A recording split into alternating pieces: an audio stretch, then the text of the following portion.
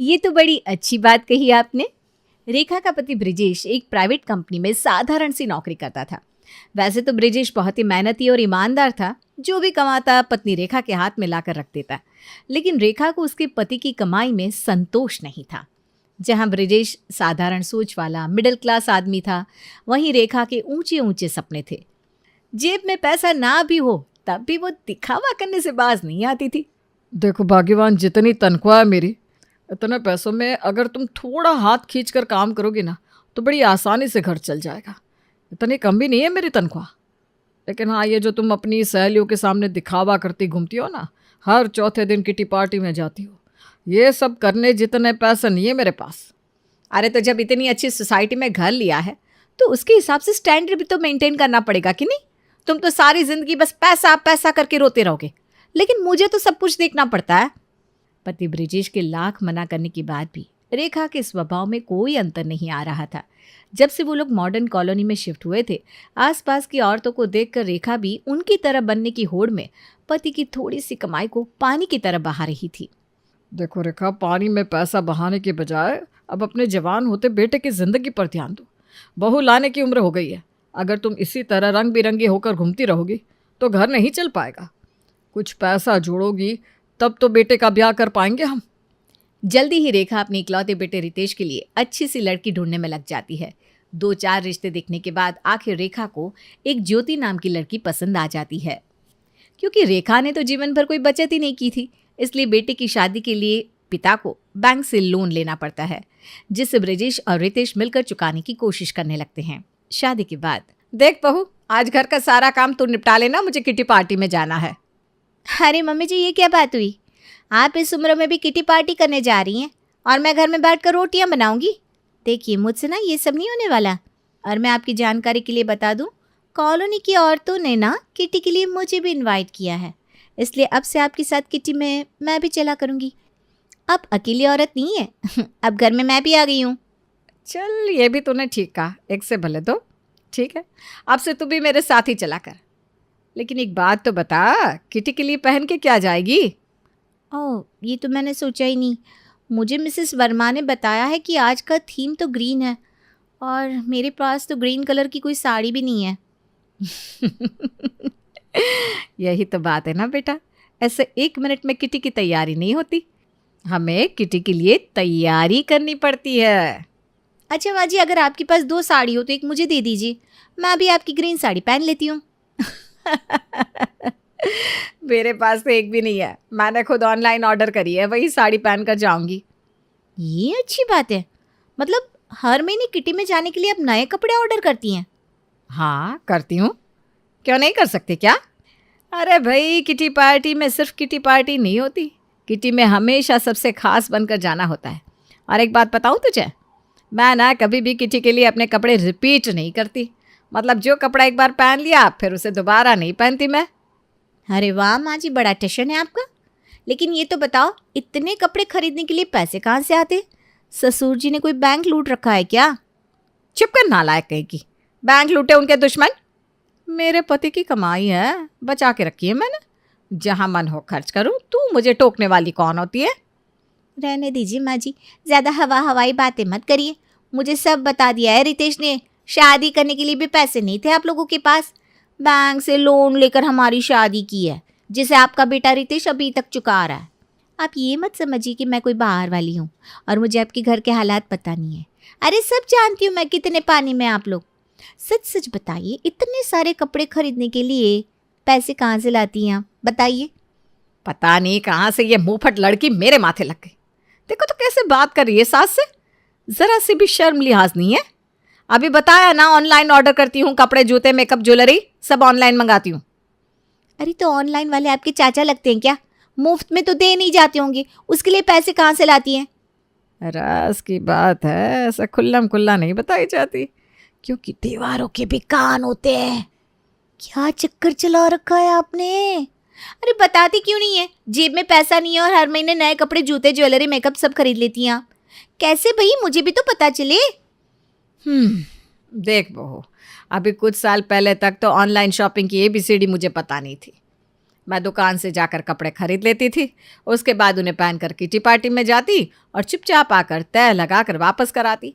2-4 बार तो दुकानदारों ने सामान वापस ले लिया, लेकिन उसके बाद वो मेरी चालाकी समझ गए, इसलिए मुझे देखकर दुकान में माल नहीं है कहकर सामान बेचने से ही मना करने लगे। फिर तो मैं बड़ी दुविधा में फंस गई, करती भी तो क्या करती। उसी समय मुझे ऑनलाइन शॉपिंग के बारे में पता चला। बस फिर क्या था, ये तो वही बात हो गई जैसे जादुई चिराग मेरे हाथ लग गया हो। उसके बाद हर महीने जो मन करता है वो कपड़ा ऑर्डर कर लेती हूँ, उसे पहन कर किटी पार्टी में जाती हूँ और फिर उसके बाद वापस कर देती हूँ। मेरी सारी सहेलियों को तो आज तक यही लगता है कि तुम्हारे ससुर जी ज़रूर किसी कंपनी में लाखों रुपए कमाते हैं, तभी तो उनकी बीवी यानी कि मैं इतनी सारी नई नई ट्रेंडिंग चीज़ें अफोर्ड कर पाती हूँ। माँ जी, आइडिया तो आपका बड़ा ही कमाल का है। मान गए भाई आपको, आप तो बड़ी उस्ताद निकली। तो ठीक है, अब से मैं भी वही करने वाली हूँ जो आज तक आप करती आई हैं। पहले ऑनलाइन ऑर्डर करेंगे, फिर उसके बाद सामान को यूज़ करने के बाद अगले दिन रिटर्न कर देंगे। अब तो दोनों सास बहू को जैसे उनकी परेशानियों को हल करने वाली जादू की छड़ी मिल गई थी। कहीं भी शादी पार्टी फंक्शन में जाना होता, दोनों सास बहू महंगे से महंगा कपड़ा ऑर्डर कर देती, उसको पहनकर अपनी शान दिखाती और फिर अगले दिन अच्छे से तह बनाकर उसको रिटर्न कर देती। एक दिन किटी पार्टी में, अरे ज्योति, क्या बात है, तुम दोनों सास बहू ने तो बिल्कुल जलवे बिखेर रखे हैं। तुम्हारा ड्रेसिंग सेंस, ज्वेलरी, मेकअप सब देखकर तो ऐसा लगता ही नहीं कि तुम भी मॉडर्न कॉलोनी में ही रहती हो।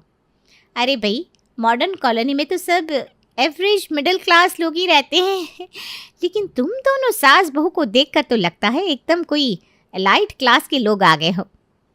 वैसे मुझे ये तो बताओ, ये सारे ड्रेस तुम लेती कहाँ से हो? भाई तुम्हारी तरह हर महीने तो नहीं खरीद सकते, लेकिन एक आध तो खरीद ही सकते हैं। वो क्या है ना, मेरी भतीजी की शादी है तो मैं सोच रही हूँ कुछ ऐसी ड्रेस ले लूँ जिसे देखकर सब देखते ही रह जाए। हाँ हाँ क्यों नहीं, बल्कि आप मुझे अपना साइज़ बता दीजिए, मैं ही आपके लिए ऑर्डर कर दूंगी। अरे मिसेस वर्मा, कहाँ आप इतनी महंगी महंगी ड्रेस खरीदती घूमोगी, महीने का बजट हिल जाएगा स्वलग। मैं आपको एक आइडिया दूँ? अरे ये रेखा और ज्योति इतनी सारी ड्रेस का करती भी क्या होगी, एक दिन की तो बात है, आप इनसे ले लो ना। और आपको तो पता ही है, ये दोनों तो अपनी ड्रेस कभी रिपीट भी नहीं करती, इनके पास तो घर में ढेर लगा होगा साड़ी और ड्रेस का।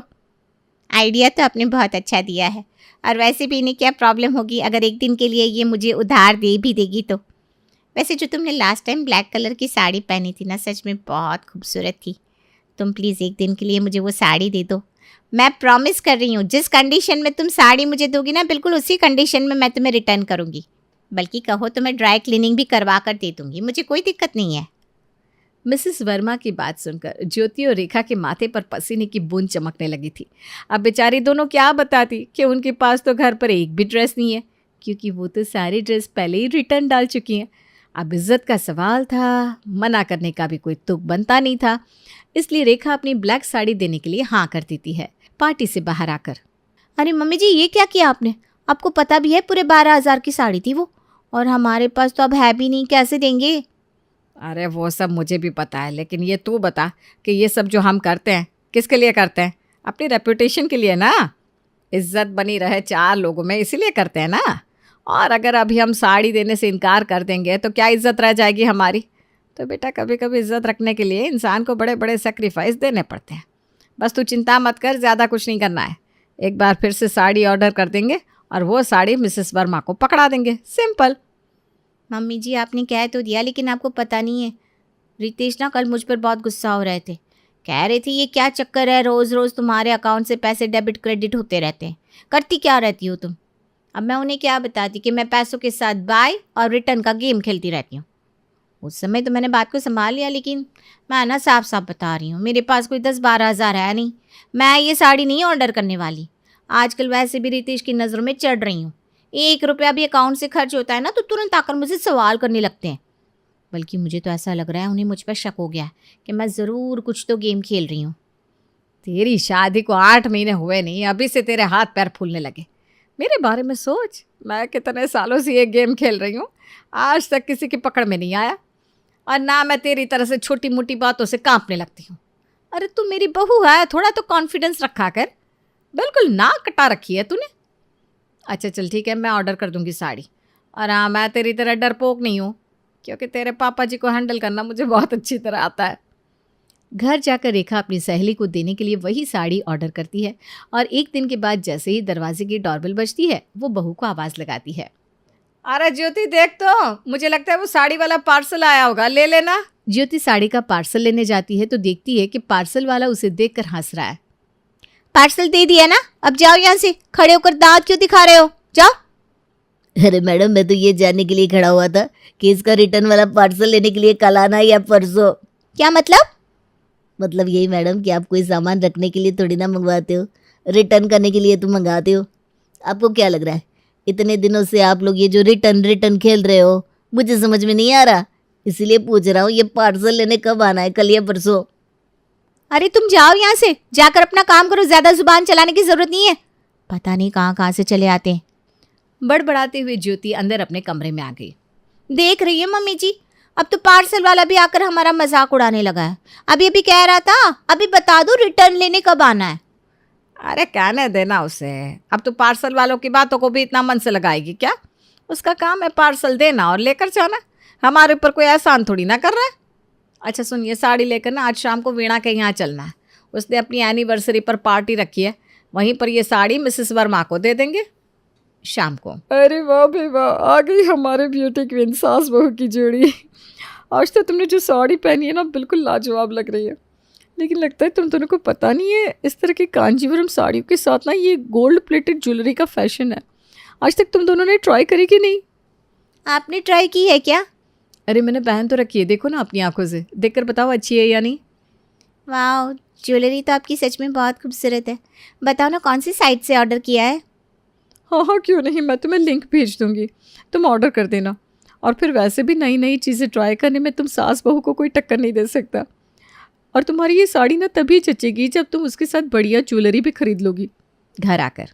अरे बेटा, ये वीना ने जो साइट बताई थी क्या नाम था उसका? मम्मी जी, CaratLelo.com, वही नाम था। दोनों सास बहू साइट पर कई सारी ज्वेलरी पसंद कर लेती है। मम्मी जी, इतनी सारी ज्वेलरी हमने पसंद तो कर ली, लेकिन खरीदेंगी कैसे? बिल देख रहे हो, पूरे 70,000 का हो गया है। कुछ भी कहो, इस साइट में ज्वेलरी है बहुत महंगी।